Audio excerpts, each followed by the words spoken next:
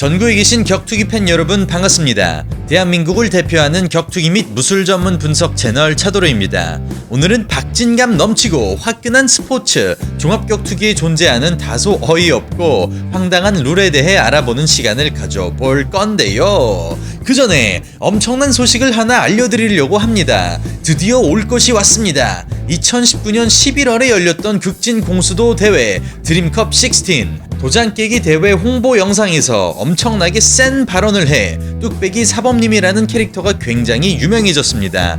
논란의 중심에 서기도 했죠. 특히 이때 케빈 박 선수를 콕 집어 거론해서 도발을 했었는데요. 케빈 박 선수는 도장 깨기 대회에 참여했지만 뚝배기 사범님이 대회 사정상 토너먼트에 출전하지 못해 두 선수는 결국 붙지 않았습니다. 하지만 오는 2020년 2월 15일 케빈 박 선수와 뚝배기 사범님이 드디어 붙습니다.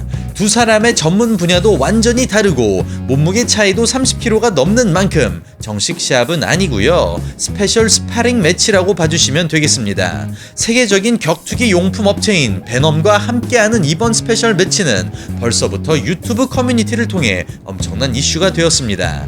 규칙은 안면 타격은 물론 그래플링과 파운딩이 허용되는 종합격투기 룰로 진행될 예정입니다. 기술적인 부분은 프로 종합격투기 선수인 케빈 박 선수가 유리하겠지만 무에타이 프로 출신인 뚝배기 사범님도 현역 가라데 선수이고 체급에서 압도적으로 앞서는 만큼 참 결과를 예상하기 힘든 그런 매치업입니다. 차도루 채널에서 독점 생중계 그리고 업로드할 예정입니다. 많은 관심 부탁드립니다.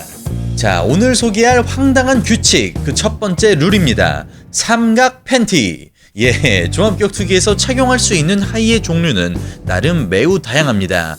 발리투도 쇼츠부터 타이즈까지. 근데 UFC에선 규칙상 혐오스럽다는 이유로 수영 선수들이 주로 입는 삼각 팬티의 착용을 금지하고 있습니다.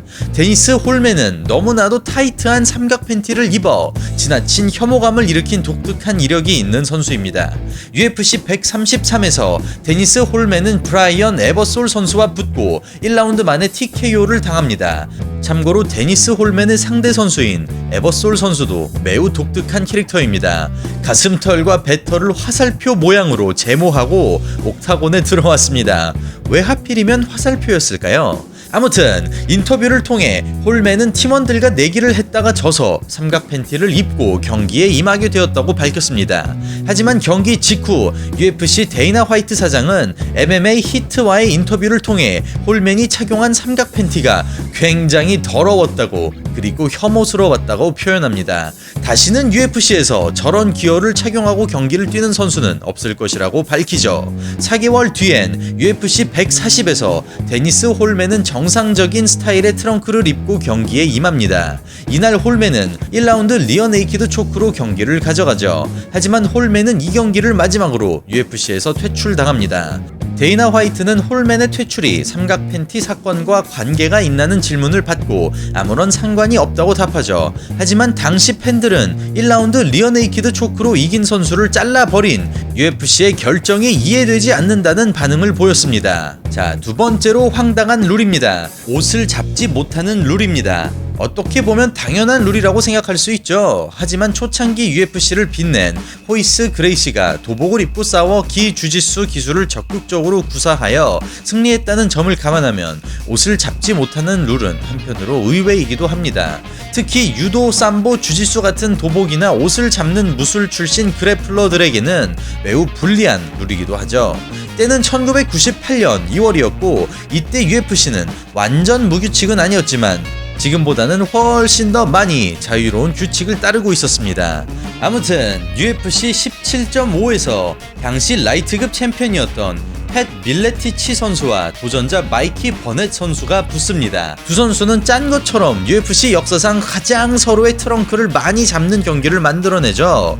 클린치 상황에서도 서로의 트렁크를 잡고 몸싸움과 그래플링을 할 때도 트렁크를 잡고 싸웁니다. 잡을 것이 생겨버리면 그래플링의 페이스가 상당히 느려질 수밖에 없습니다. 그립이 강해지니 서로 상대방의 포지션을 붕괴시키기 어려워지는 것이죠. 자연스럽게 이 경기의 페이스는 느려지고 관객들은 지루하다는 반응을 보입니다. 하지만 이것이 전부가 아닙니다. 관객은 지루한 것은 둘째치고 두 선수를 비웃기까지 합니다. 그도 그럴 법한 게 심판 존 메카시가 버넷 선수의 말린 트렁크를 고치기 위해 낭심 근처에 손을 대기도 하고 버넷이 밀리티치의 트렁크를 너무 심하게 당겨 엉덩이가 카메라에 고스란히 잡히기까지 합니다. 이런 현상을 본 UFC는 당연히 기뻐할 리 없었습니다. 이 경기가 끝나자마자 UFC는 상대 선수의 트렁크를 잡는 행위를 금지해버립니다. 한 가지 재미있는 사실은 2020년 기준으로 UFC가 따르고 있는 종합격투기 룰 Unified Rules of MMA에 따르면 상대방 선수의 글러브나 트렁크를 잡는 것은 반칙이지만 자기 자신의 글러브나 트렁크를 잡는 것은 공식적으로 허용됩니다. 주짓수 같은 무술에는 자신의 도복을 잡고 사용하는 기술이 꽤 있습니다. 이런 기술을 사용하거나 특정 관절기를 방어할 때 주로 자신의 트렁크를 붙잡아야 하는 상황이 발생하죠. 그리고 여담입니다만 마크 버넷 선수는 지난 2016년에 자신의 체육관 앞에서 배와 가랑이에 총을 맞아 응급실에 실려갑니다. 다행히 버넷은 생존하여 다시 건강을 되찾고 총을 쏜 범죄자는 징역 35년을 선고받았다고 합니다. 넘버 3. 바셀린.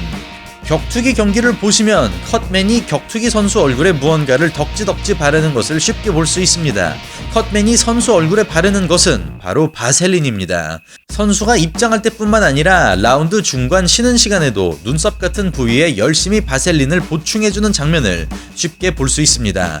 바로 마찰을 줄여 피부가 베이고 찢어지는 현상을 방지하기 위해서입니다. 주먹을 보호하고 있는 글러브와 사람 얼굴의 피부가 빠른 속도로 닿아 마찰이 생길 때 피부가 찢어질 수 있죠. 피부가 찢어지고 출혈이 심해지면 데미지와 상관없이 경기가 중단되어야 하는 상황이 올 수 있기 때문에 이런 상황을 방지하자는 의도입니다. 제가 사랑하는 에밀리아넨코 효두르 선수의 첫 패배의 원인이 바로 출혈이었죠. 아무튼 UFC 94까지만 해도 각 선수의 코너 측에서 라운드 중간 쉬는 시간마다 바셀린을 직접 발라주었습니다. UFC 94의 메인 이벤트는 전설의 웰터급 파이터 조르주 세인트 피에르 줄여서 GSP 선수와 남들 10년 걸린다는 주짓수 블랙벨트를 3년 반 만에 딴 주짓수 천재 BJ 펜의 대결이었습니다. 라이트급 챔피언 BJ 펜이 웰터급 챔피언 GSP의 벨트에 도전한 것이었죠. 근데 이날 바셀린에 관련된 룰을 바꿔버리는 사건이 터집니다. 바로 GSP 코너 측에서 선수의 어깨와 등에 바셀린을 덕지덕지 발라버린 것이죠. 피부가 찢어지는 현상을 방지하기 위해 바르는 바셀린을 왜 등과 어깨에 바르냐고요? 바로 바셀린은 엄청나게 미끄럽기 때문입니다. GSP는 레슬링의 대가라 테이크다운을 잘하지만 BJ펜은 주짓수의 대가라 바닥에 깔려 있어도 서브미션 기술을 마음껏 날릴 수 있는 그라운드에서 매우 위험한 파이터입니다. BJ 펜의 주짓수 실력을 의식한 GSP의 코너 측에서 펜의 주짓수 운영을 방해하기 위해 몸을 미끄럽게 만들기 위해서 바셀린을 발라버린 것입니다. 그리고 보이시다시피 BJ 펜의 가드를 잡고 있는 다리가 미끄러지는 장면이 카메라에 여러 번 잡히죠. 이날 경기를 보고 있던 UFC 데이나 화이트 사장도 바셀린을 바르는 모습을 보고 심각한 문제가 있다는 코멘트를 남겼으며 3, 4라운드가 끝났을 때 휴식 시간에는 관계자들이 케이지 안으로 들어와 수건으로 직접 GSP의 몸을 닦기도 했습니다. 4라운드가 종료되면서 GSP는 TKO 승리를 거두는데요. BJ 팬 측에서 거세게 항의를 하고 팬들도 불공정하다고 불만의 목소리를 키우자 UFC는 이에 대한 대안으로 이때부터 바셀린은 선수와 관련되지 않은 제3자인 컷맨이 바셀린을 바르는 것으로 룰을 변경합니다. 자, 그리고 오늘 소개할 마지막 규칙입니다. 바로 10포인트 머스트 시스템. 제가 라이브 스트림에서도 여러 번 말씀드린 부분이지만 저는 개인적으로 종합격투기의 판정 시스템에 큰 불만이 있습니다. 세계에서 가장 큰 격투기 단체인 UFC를 기준으로 경기에 임하는 두 선수는 매 라운드마다 10점 만점으로 점수가 매겨집니다. 해당 라운드를 이긴 선수에게 10점이 주어지며 패배한 선수는 9점 혹은 그 이하의 점수가 매겨집니다. 코너 맥그리거와 도널드 세로니가 경기를 했고 두 선수가 40초 KO가 아닌 3라운드 접전 이후 판정으로 갔다고 치겠습니다. 코너 맥그리거가 3라운드를 모두 압도했다고 치면 그 그는 1라운드 10점, 2라운드 10점, 그리고 3라운드 10점을 따 총 30점을 받게 됩니다. 반대로 세로니는 패배한 라운드에서 9점 미만의 점수를 받아야 하죠. 격투기에서 웬만하면 라운드에서 진 선수에게는 9점을 주고 정말 심하게 털린 선수에겐 8점을 줍니다. 7점 이하의 선수는 살짝 과장을 더해서 로또급으로 보기 힘든 점수이죠. 아무튼 세로니 선수가 1라운드에서 9점, 2라운드에서 8점, 그리고 3라운드에서 다시 9점을 받았다고 치겠습니다. 그럼 최종 결과는 맥그리거는 30점, 세로니는 26점으로 맥그리거의 판정승 승리가 됩니다. 그리고 심판은 보통 3명이기 때문에 3명의 점수를 보고 다수결로 승자를 정하는 것이 통상적인 10포인트 머스트 시스템입니다. 근데 도대체 이 시스템이 문제가 무엇이냐고요? 10포인트 머스트 시스템은 본래 복싱에서 사용하고 있는 판정 기법입니다. 저를 포함한 상당히 많은 격투기 팬들이 종합격투기에서 복싱의 판정법을 사용하는 것이 상당히 문제가 있다고 보고 있습니다. 그 이유는 격투기에서 너무나도 많은 요소가 존재하기 때문인데요. 예를 들어 맥그리거가 1라운드에서 하이킥을 3번 맞췄고 세로니가 테이크다운을 2번 성공하고 등까지 잡았다가 맥그리거가 풀려났다고 가정해보겠습니다. 10점 만점에 두 선수에게 몇 점을 주어야 할까요?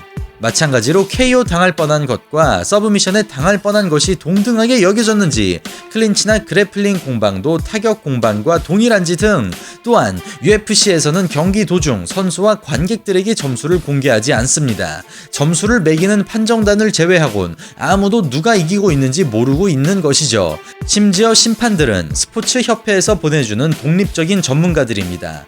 근데 이 심판들이 종합격투기에 대한 지식이 상당히 부족하여 큰 이슈가 여러 번 되었죠. 대표적으로 UFC 조로건 해설은 해설을 하면서 옆에 있는 판정단이 키무라 같은 관절기를 보면서 저 기술이 무엇이고 두 선수가 지금 뭘 하고 있는지 서로에게 물어보고 있는 장면을 여러 번 목격한 적이 있다고 합니다. 이런 복합적인 이유로 종합격투기에서 특히나 애매하거나 이상한 판정이 많은 것입니다. 참고로 효도르와 크로캅 같은 대형 스타들을 배출해낸 일본 격투기 황금기를 이끈 단체 프라이드는 이런 문제를 생각하여 라운드별 점수가 아닌 경기 전체를 바라보고 판정을 했습니다. 제가 감히 어떤 방식의 판정이 최고라고 결정할 위치는 아니지만 한 가지 확실한 것은 조제 알도와 말론 모라에스의 경기에서도 판정 논란이 있었듯 현 종합격투계의 판정 시스템에는 확실히 문제가 있기는 합니다. 커리어는 물론 건강과 생명까지 걸고 경기에 임하고 최선을 다하는 존경스러운 선수들이 엉뚱한 판정으로 좌절하는 일은 이제 진심으로 멈추었으면 좋겠다는 마음에 오늘의 마지막 이상한 규칙은 10포인트 머스트 시스템으로 선정했습니다. 오늘은 박진감 넘치고 화끈한 스포츠 종합격투기에 존재하는 다소 어이없고 황당한 룰에 대해 알아보는 시간을 가져봤습니다. 평소랑 살짝 다른 컨텐츠였는데 재미있게 시청하셨길 바랍니다. 저는 매일 격투기 영상 올리는 유튜버 차도르였습니다. 내일 다시 인사드리겠습니다. 감사합니다.